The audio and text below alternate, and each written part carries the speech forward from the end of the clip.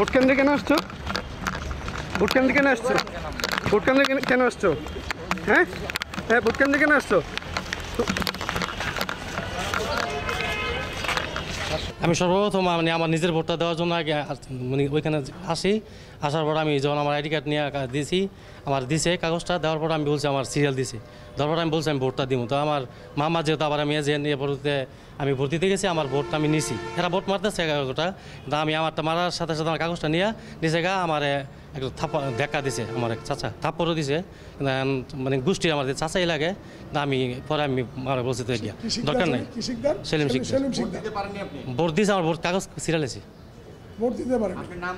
মমতাজুল এই কেন্দ্রের। হ্যাঁ আমি এই কেন্দ্রে এসেছি। হ্যাঁ আমি সাথে সাথে বেরিয়ে গেছি, 10 মিনিট এই করে নিয়ে আসি। আমার এই কথা বলছে আমি কারোর সাথে এক পারতাম না, একা তো অনেক লোক, তো আমি এই জন্য চুপ করে বের হয়ে গেছি। আমার বলছে মামা আমি ভোট দিতে গেছি, আমার সিরিয়াল আছে, আমি এই জন্য বের হয়ে গেছি। হ্যাঁ ব্যালট সিরিয়াল সাথে সাথে সিরিয়াল আছে। আমার থাপ্পড় দিচ্ছে একটা, সবাই দেখছে, কারণ আমি সাথে সাথে দেরি করে বাড়ি বের হয়ে গেছি।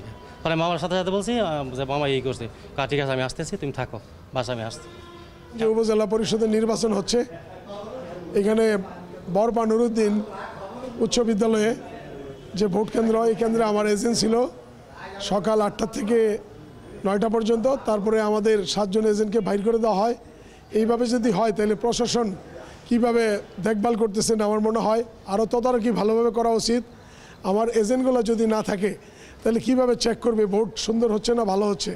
এতে বোঝা যায় না প্রভাবিত হয়ে বা বিভিন্ন কে বা কারা এগুলো করে যাচ্ছে। আমি মনে করি প্রশাসন ভালো সুন্দর, এবং ওনারা আমাদের প্রতিশ্রুতি দিয়েছে লেভেল প্লেইং সুন্দরভাবে ইলেকশন হবে। বিভিন্ন আমি এখনও কামনা করি, যেহেতু ঘন্টা 3 পার হয়েছে, অনেক সময় 4টা পর্যন্ত নির্বাচন হবে।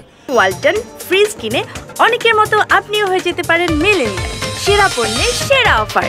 সকলের প্রতি আমি প্রশাসনের প্রতি, নারায়ণগঞ্জ, রূপগঞ্জ এবং ভোটারদের প্রতি অনুরোধ করব, আপনারা ভোট সেন্টারে আসবেন, ভোট দিবেন। এজেন্ট তো থাকবেই, এবং এজেন্ট রাখাটা আমাদের সকলের দরকার। আমি মনে করি এলাকাবাসীর সকলের প্রতি আপনারা এজেন্টকে বাইর করে দিবেন না, এবং যারা কর্মকর্তা আছেন ক্যাম্পে বা বিভিন্ন এখানে স্কুলে, আমি মনে করি আপনারা সকলকে বসার সুযোগ করে দিবেন, যার ভোট সে দিবে বিভিন্ন। তবে আমি আরও বলবো আমার সিদ্ধান্তটা,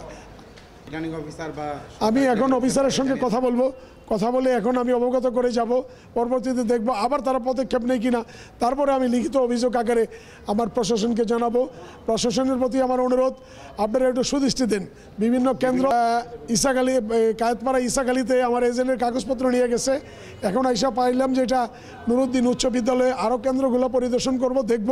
তারপরে আর দাউদপুরে আমাদের পুটিনা উচ্চ বিদ্যালয়ে সাগর মেম্বার আমাদের কাজ করে, তার বাড়ি ঘরে গ্লাস ভেঙে ফেলছে, তাকে গৃহবন্দী করে রাখা হয়েছে। আমার মনে হয় প্রশাসন সুদৃষ্টি দিয়ে ভালো করে তদারকি করুন, নাইলে এই নির্বাচন সুষ্ঠু হবে না, ভালো হবে না, ভোটাররা ভোট দিতে আসবে না। টেবিলে ভোট দিচ্ছে, আমি রূপসী কেন্দ্রে যেয়ে দেখলাম, কারণ টেবিলে ভোট দেওয়ার প্রবণতা নাই। আমরা শিক্ষিত সমাজ, প্রিসাইডিং অফিসাররা সকলেই শিক্ষিত, যার ভোট সে গোপনে দিবে, কেন প্রকাশ্য দিবে? এই প্রবণতায় বিরত থাকা উচিত আমি মনে করি।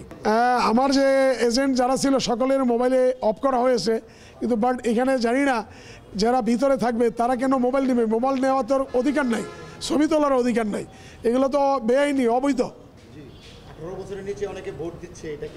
না, এটা সঠিক মনে হয় না, এটা আমার অবগত নাই। তবে আমি দেখলে হয়তো পুলিশের হাতে ধরাই দিব।